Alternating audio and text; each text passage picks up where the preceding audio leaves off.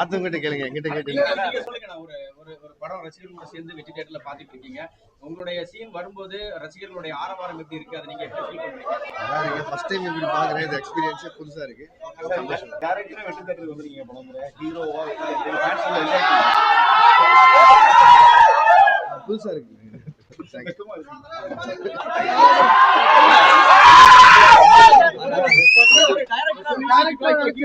பண்றதுக்கும் நீங்க எப்படி ஃபீல் பண்றீங்க? ரசிகர்கள் எப்படி கொண்டாடுறாங்க? இந்த காம்போ ஸ்பெஷல் நான் ஆல்வேஸ் அவ்வளவுதான். தேங்க்யூ.